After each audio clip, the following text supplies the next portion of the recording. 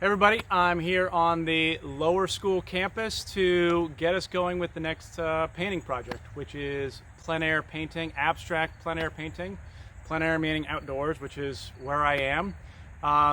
If you are unable to paint in kind of nature outdoors because of rain or because of other limitations, that's okay. You can always take a photograph and work from it later. It's obviously, there's something great about working outdoors. There's a long tradition of this, and but there's something about the connection with nature. And as you view and as you see what's in front of you, and actually as things change, you can modify your painting as you go.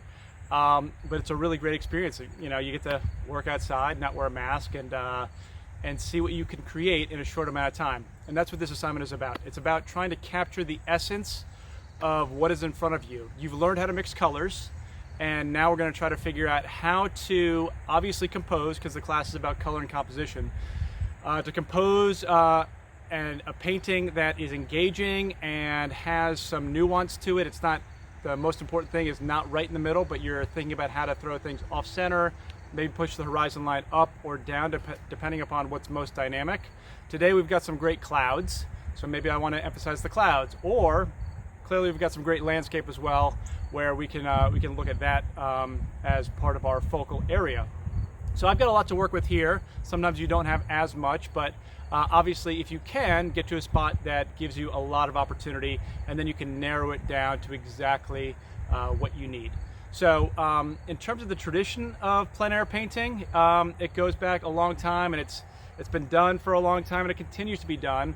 Whether you're thinking about folks like John Constable, who was so specific in how he was able to paint from life that you could maybe even chart, oh, what time of the day was it? What exact time of the year was it?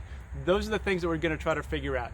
We know how to mix paint, so maybe having your cheat sheet of your color wheel to give you an idea of what colors you might need and how to move them around from the primary to maybe the tertiary, or maybe towards some tints or tones or shades within that realm. Obviously, when you pick your colors, you'll want to get all of the colors, but maybe not in all of the quantities. Sometimes I tend to get a lot more white because I'm going to be pairing back the colors. If you take color right out of the jar, sometimes it can be a little too sweet, a little too candy colored, and too saturated. So we want to pair it back, and oftentimes I will use the burnt umber to do that.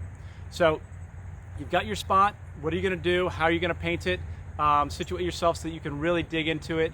Obviously having a little bit of preparation ahead of time if you are actually going to be on site. So I know that here I've got a certain range of colors I want to be working with. So I've got my my palette filled with my colors.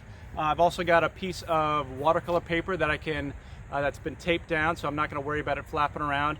I do have my brushes in my apron, as well as my water. I have a palette knife, I've got a pencil, and I also have paper towels. All stuff that I know that I'm going to need over the course of this exercise, which is only going to take us the duration of the class. And that includes getting out to the site, coming back from the site, cleaning up afterwards. So really, the amount of time that we do painting is probably going to be around an hour, maybe a little bit longer when everything comes into place. So factor that in as we try to quickly get the essence of what's in front of us. We're not trying to go specific. I want us to figure out what are these blocks of color as accurately as we can, and then play around with the type of application you want to use. Do you want to use all brush? Do you want to use palette knife to move through it? Do you want to use pencil to scribe into it and make marks and create texture that way? Anything goes, but I do want the color to be pretty accurate.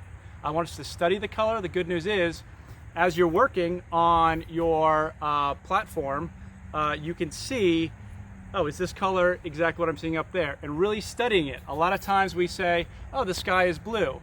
But in reality, oftentimes as the sky moves down from above us being a fairly bright blue, as we get closer to the horizon, it's going to get lighter and lighter and lighter.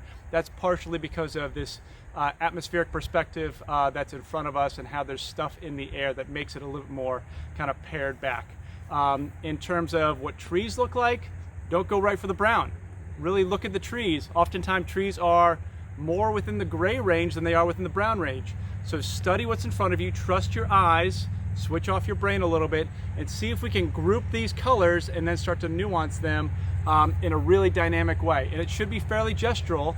I'm going to do my demo right now, and I might do a little bit of talking, but I really want you to see how I'm approaching this. Again, we're going to be doing this over the course of the quarter, so hopefully we'll see the seasons change, and we'll see how we get more adjusted to working in this quick style of painting. So let's see what we got. So here's the vista that I'm looking at, and I've pared it back to just what I want to see. I love kind of how it's stacked kind of trees with mountains behind. So I'm going to actually work from far to near. So I'm going to drop in some light blue, and I know it's not there yet, and it's all about kind of layering up. I know that also that as we get closer to the horizon, the sky gets lighter and lighter. But I like to work general to specific and really bring in some of the blocks of color first and really try to identify where some of those colors come in. It's okay if it's a little bit saturated or impure at the beginning, and just start to dot in where you see things. Really be specific as you can. See the lights and see the darks. Obviously this is sped up.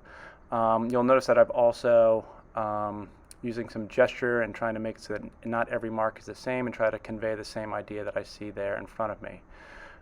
Layering on, I'm scratching back in with either this pencil that you see or with the back of the brush, and I'm also using a palette knife here because I like the way the texture looks. Again, these are supposed to be very quick, one period long hits for trying to get the essence of the landscape in front of you. Try to capturing the color. As I'm looking more and more at the landscape, I'm trying to identify more and more of these colors that are in front of me. Some of the greens, dialing it back, trying to stack on top. And a lot of this is going to be wet paint into wet paint. If you find that it's getting too muddy or too layered on thick, then you can always use your palette knife, scrape it away, and get it into your paper towel. But I also like the thick stuff because you can push it around, you can trowel it around with the palette knife. Also, you can draw into it, and it creates these really great lines that look like you've scribed into the paint. And of course here I'm trying to figure out that color of the mountain range behind. I haven't gotten it quite yet, but I know that I might be able to use that blue later on as I layer into it. But again, it's gestural, it's abstracted. I just want to create a sense of this place.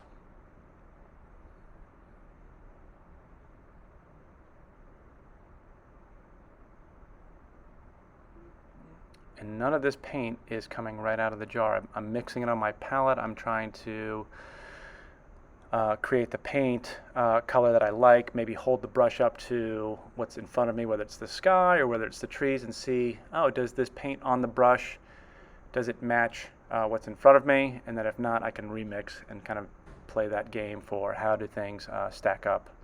Reality versus what's in front of me. But again, it's very quick.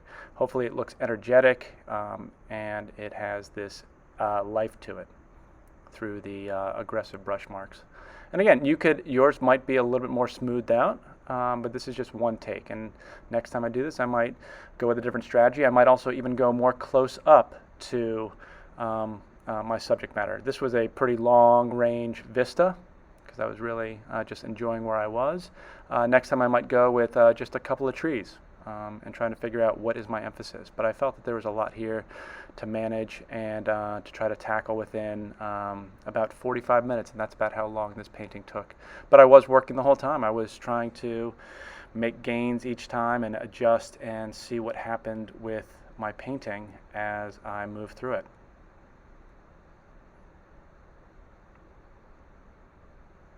So clearly it is not realistic, but I hope that you do get a sense that it is an abstracted landscape.